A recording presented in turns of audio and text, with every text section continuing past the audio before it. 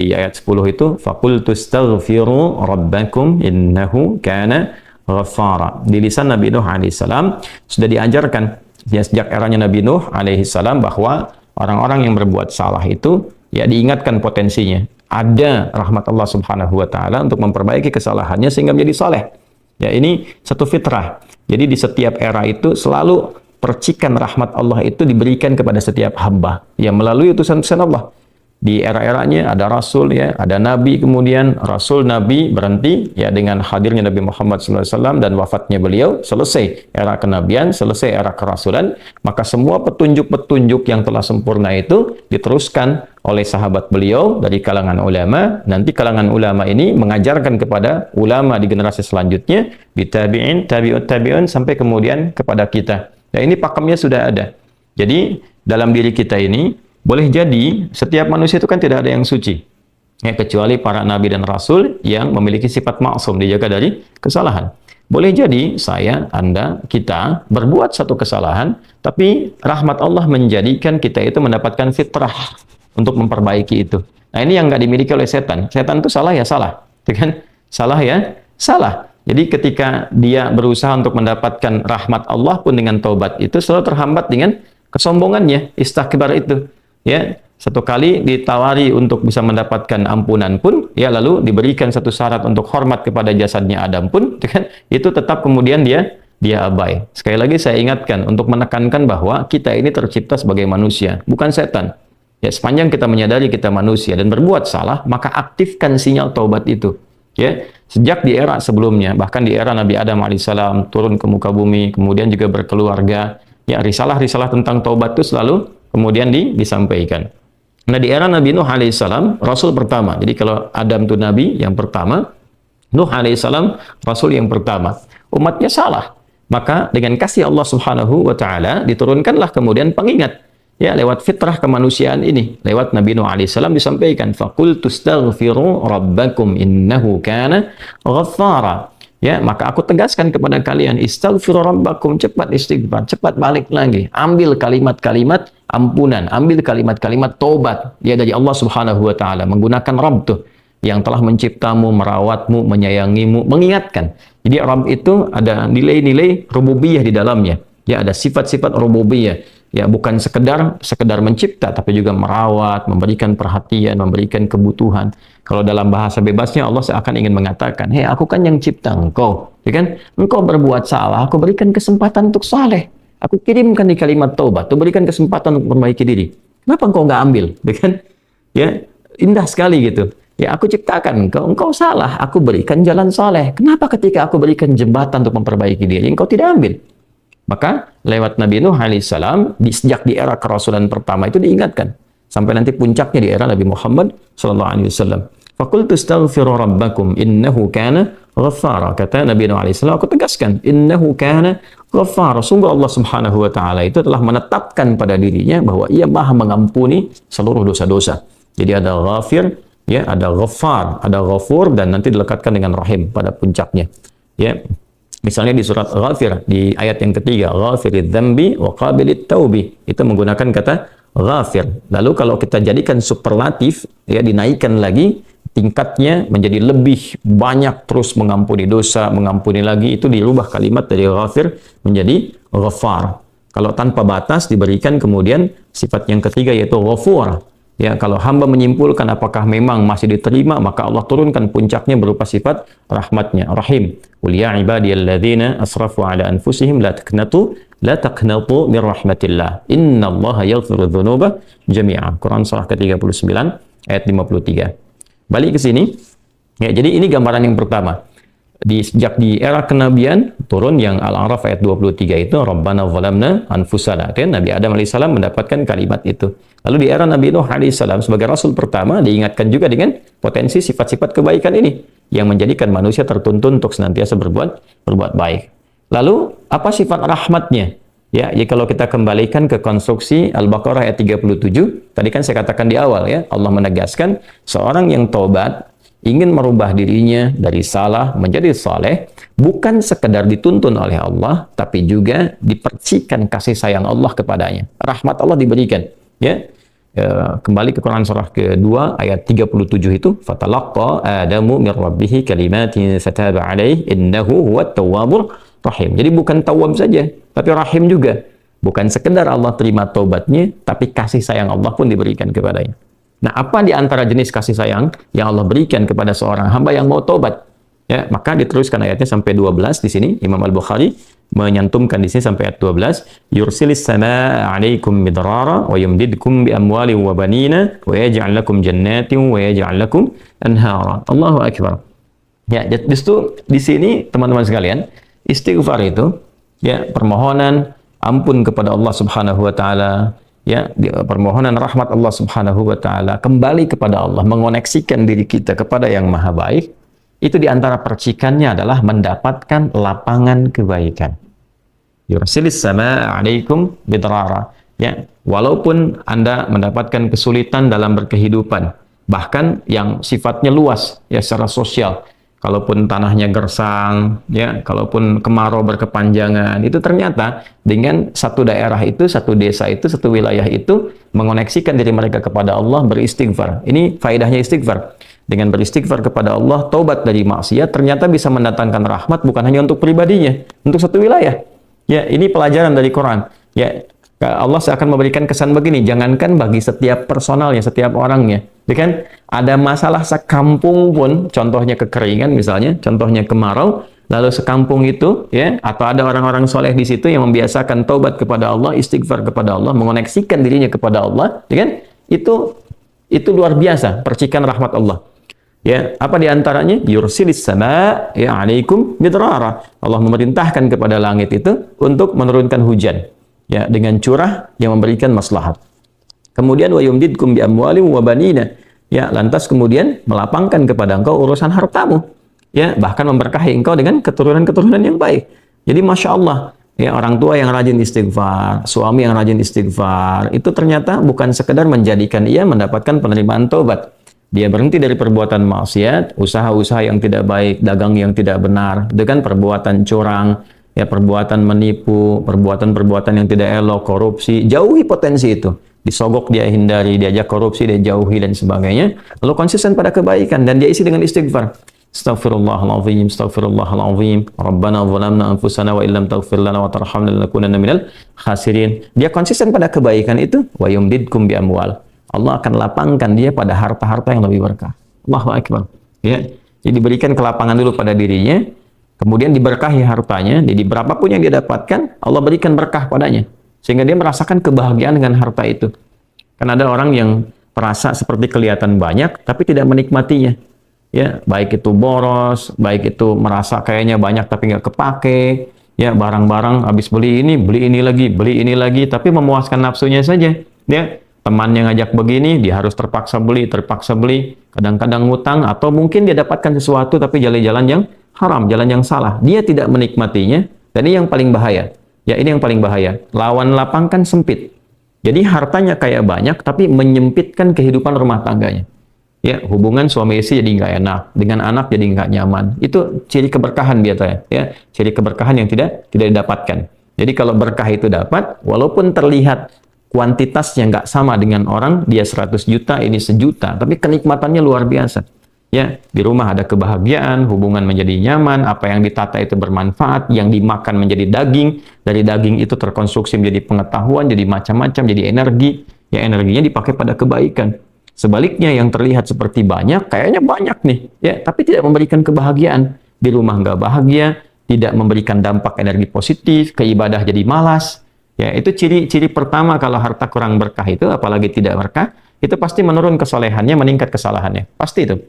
Ya, jadi mulai menurun nih, sholat mulai menurun, baca Quran mulai menurun. Nah, kesalahan mulai meningkat. Makan mulai salah, minum mulai salah. Yang tadinya minum yang baik-baik, sekarang minum yang tidak baik dan sebagainya. Nanti kalau sudah begini, pasti hubungan di rumah tangganya pun nggak akan jadi baik gitu. Ya, dan itu akan terbawa dalam kesempitan. Nah, cara untuk mengatasi itu, ini balik ke Quran Surah Nuh tadi, di ayat 10 sampai dengan ayat 12. Kalau kita menyadari kemudian itu salah, lantas ingin memperbaiki diri, kembali kepada Allah, perbaiki diri kita, ya, lalu mengingat Allah, menyesali apa yang telah dilakukan, berjanji untuk berbuat baik, itu tidak tanggung apa yang Allah jawab. Ya, Kalaupun ada satu kelapangan yang tidak berkah tadi, diganti oleh Allah, dihilangkan yang kurang baiknya, dilapangkan dengan yang baik-baiknya. Lalu setelah itu dijaga keluarganya. Jadi memberikan kesan bahwa ada hubungan yang korelasi secara langsung antara harta dengan keluarga, dengan anak keturunan. Jadi hati-hati, saya ingatkan kepada para ayah, pada saya pribadi dan kita semua, jangan sampai membawa yang haram ke rumah. Sekali lagi, jangan sampai membawa yang haram ke rumah. Jadi kalau istri sudah memasak itu di dapur, menjadi makanan, dikonsumsi oleh anak-anak jadi daging, ya, dikonsumsi jadi daging nih, itu jadi karakter. Ya, itu sudah fitrah, sudah umum begitu. Jadi kalau dia baik, akan membentuk kebaikan. Kalau nggak baik, akan merubah ya, pada keburukan. Kontrolnya susah di situ. Ya, sangat sulit sekali. Nah, caranya tadi kembali kepada Allah, tinggalkan yang kurang baik tadi, nanti Allah rubah. Ya, cara dia mendapatkan harta itu, walaupun awalnya terlihat nggak nyaman, karena kan merubah diri, mengeluarkan yang kotor dulu. Ya. Ya kalau terlalu banyak kotoran, mandi kan ya agak cukup pekat tuh mandinya, bersihkan lagi, terasa nggak seperti biasa. Tapi setelah dibersihkan semua jadi enak kan? Nah itulah agama begitu, dibersihkan yang kotor itu kayaknya awalnya nggak enak, tapi kemudian hati jadi lapang. Yang diberikan kelapangan hati dulu. Ya begitu hatinya lapang, baru nanti Allah buka jalan. Ya setelah hatinya lapang, bagus, dan dinilai baik ini punya kemampuan untuk bertindak dan mengelola apa yang didapatkan, dilapangkanlah rezekinya karena dia sudah dinilai pandai untuk mengelolanya. Setelah itu diperbaiki keturunannya. Ya. Wa banina wa yaj'al lakum jannatin wa yaj'al lakum anhara. Bahkan setelah itu dibikin kaya lebih dari sebelumnya.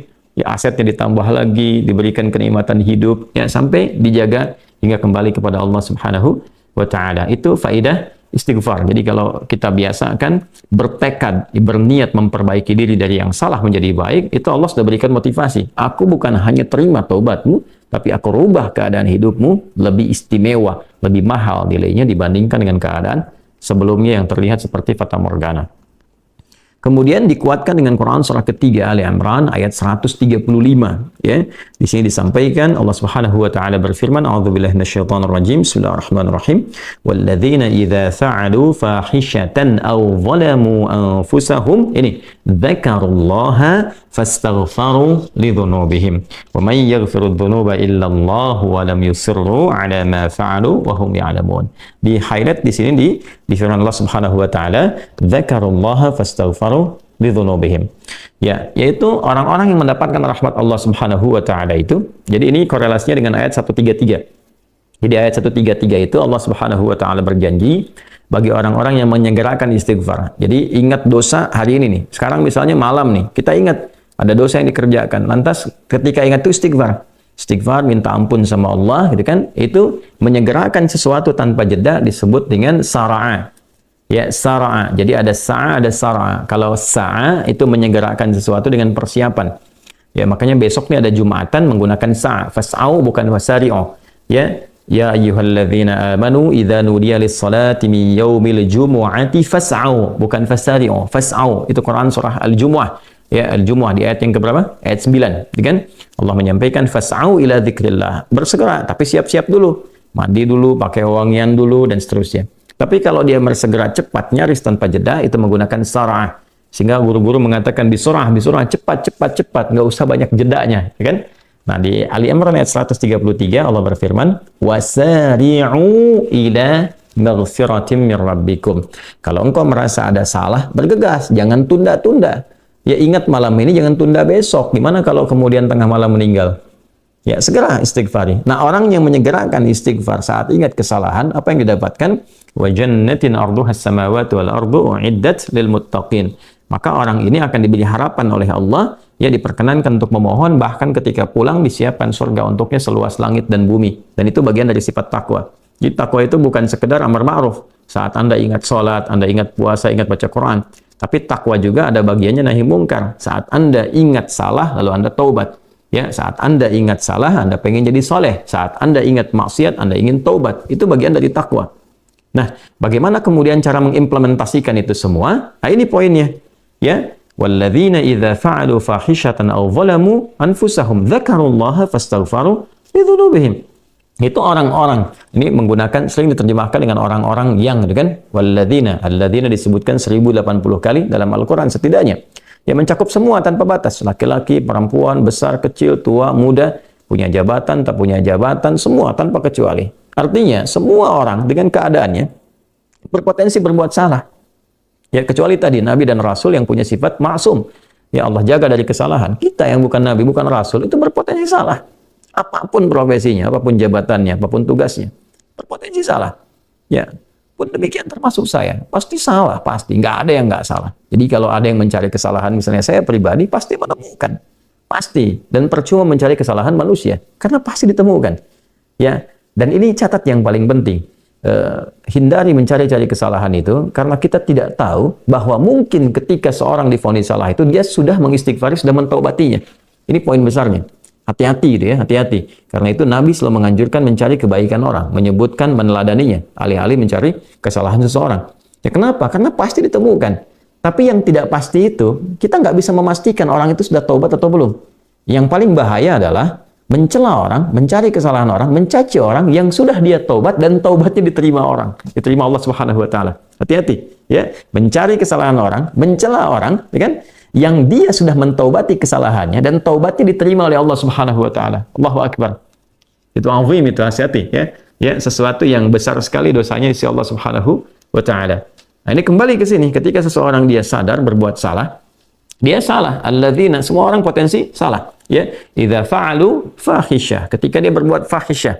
Ya, fahisyah itu pernah saya sampaikan ya, turunannya nanti fahsya namanya. Jadi sifat kesalahan yang muncul dari syahwat. Ya, mohon maaf, zina, pornografi, porno aksi, kata-kata jorok, kata-kata kotor dengan semua bentuknya. Baik itu di media sosial, digital, ataupun juga di praktikal yang nampak secara fisik misalnya, itu jelas salah, jelas dosa. Ya, al-zalamu anfusahum, atau bentuk mungkar, menempatkan suatu bukan pada tempatnya. Ya, mohon maaf, ya, mencuri, merampok, membunuh, ya, korupsi, hoax dan sebagainya, itu zalim, perbuatan zalim. Nah, saat seseorang berpotensi salah, ya, dari fahsya dan mungkarnya, dia berbuat perbuatan dari dorongan syahwatnya atau mungkar, dari keinginan nafsu perut dan akalnya, dia berbuat yang salah, lalu zakarullah, dia ingat Allah. Nah, ini poinnya. Ini menarik sekali nih. Ini menarik sekali. Kok lanjutan ayatnya zakarullah? Bukan dia sadar bahwa dia itu telah berbuat salah. Kenapa zakarullah? Ini poinnya. Ya. Karena Allah ingin selalu menautkan sifat seorang hamba menjadi baik itu dengan rahmatnya. Ini poinnya. Jadi kalau bukan rahmat Allah Subhanahu wa taala, mustahil kita bisa mengarah pada kebaikan. Allahu akbar. Ya, lillah karena Allah. Lillah karena Allah. Ya, jadi orang-orang yang bertaubat dengan merasakan rahmat Allah itu beda. Dengan sekedar dia pengen memperbaiki, lain rasanya, lain. Ya, jadi kalimat zakarullah itu mahal sekali.